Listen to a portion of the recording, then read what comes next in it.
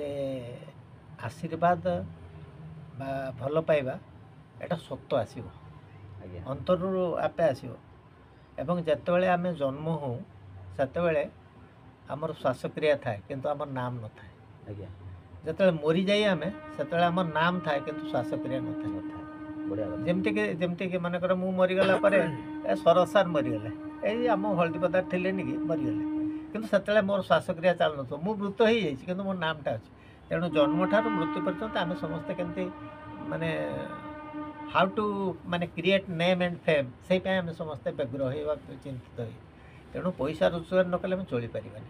ପଇସା ରୋଜଗାର କରିବା ଦରକାର, କିନ୍ତୁ ପଇସାଟା ସ୍ୱଚ୍ଛ ଭାବରେ ଆଣିବା ଏବଂ ତାକୁ ସଠିକ୍ ଭାବରେ ସଦୁପଯୋଗ କରିବା, ଏଇଟା ହେଉଛି ବଡ଼ କଥା। ଆଜ୍ଞା ଆଉ ପିଲାମାନେ ମୁଁ ଜାଣିଛି ମାନେ ଯେଉଁମାନେ ମୋ ପାଖରେ ପଢ଼ିଛନ୍ତି, ଆମେ ସେମାନଙ୍କୁ ଶିକ୍ଷା ତ ଦେଇଛେ କିନ୍ତୁ ସେଟା ବହି ପାଠ ଠାରୁ ଆଉ ଗୋଟେ ବଡ଼ ପାଠ ଅଛି ଯେଉଁଟାକୁ ମାନବିକତାର ପାଠ, ହ୍ୟୁମାନିଟି, ମାନବିକତାର ପାଠ। ଯଦି ମାନବିକତାର ପାଠ ଗୋଟେ ପିଲାକୁ ଦେଇପାରିଲେ ବା ତା ଜ୍ଞାନର ପରିସୀମାକୁ ଯେଉଁ ପରିବର୍ଦ୍ଧିତ କରିପାରିଲେ, ତାହେଲେ ଆମର ଶିକ୍ଷକର ଜୀବନର ସଫଳତା ଆସିଲା, ନହେଲେ ସଫଳତା ଆସିବନି। ଆଉ ସେ ଟଙ୍କା ରୋଜଗାର କରିବା, ଏଗୁଡ଼ା ମାନେ ଆମର ବୃତ୍ତି, ଶିକ୍ଷକତା ଆମର ବୃତ୍ତି, କିନ୍ତୁ ବ୍ରତ ହେଉଛି ଆମେ ଭଲ ଶିକ୍ଷକ ହେବା, ସେଇଟା ବ୍ରତ। ତେଣୁ ବୃତ୍ତି ଆଉ ବ୍ରତ ମାନେ ଭିତରେ ବହୁତ ତଫାତ୍। ବୃତ୍ତିଟା ହେଉଛି ମାନେ ବୃତ୍ତି ଆମ ପୋଷେ କୁଟୁମ୍ବ, ତେଣୁ କୁଟୁମ୍ବ ପୋଷିବା ପାଇଁ ଅର୍ଥ ରୋଜଗାରଟା ଆବଶ୍ୟକ। କିନ୍ତୁ ବ୍ରତ ହେଉଛି ମୋ ଯେ କର୍ତ୍ତବ୍ୟ ମୋତେ ଦିଆହେଇଛି ବା ତା ଦାୟିତ୍ୱ ଦିଆହେଇଛି, ସେଇଟାକୁ କେମିତି ମୁଁ ମାନେ ସଠିକ୍ ଭାବରେ ବା ସୁଚାରୁ ରୂପେ ସମ୍ପାଦନ କରିବି, ସେଇଟା ହେଉଛି ବଡ଼ କଥା।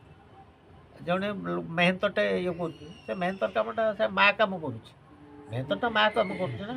ଆଜ୍ଞା ଆଜ୍ଞା କିନ୍ତୁ ସେଇଟାକୁ ସେ ଯଦି ସଫଳତାର ସହିତ କଲା, ତାହେଲେ ସିନା ତାର ଇଏ ରହିଲା।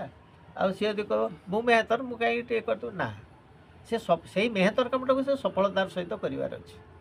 ସଫଳତା ସହିତ ଯେ କାମ ନ କରିବ ତାର ଇଏ ନାହିଁ।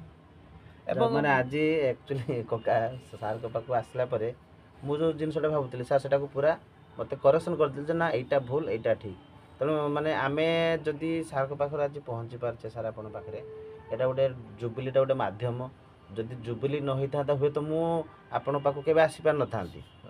ତେଣୁ ଜୁବଲି ମୋର କଥା ମାନେ କହୁଛି, ଟିକେ କହୁଛି। କୁହନ୍ତୁ। ତାମାନେ ବୋଧେ ସେଟା 2023 ହେବ, ଦୁର୍ଗା ପୂଜା ଗୋଟେ ବନ୍ଧୁ ମିଳନ ହେଇଥିଲା। ଆଜ୍ଞା ସାର୍ ମାନେ ଷ୍ଟୁଡେଣ୍ଟ ମାନେ ଇଏ କରିଥିଲେ, ମୋତେ ଆମର ସେଟା ଅର୍ଗାନାଇଜ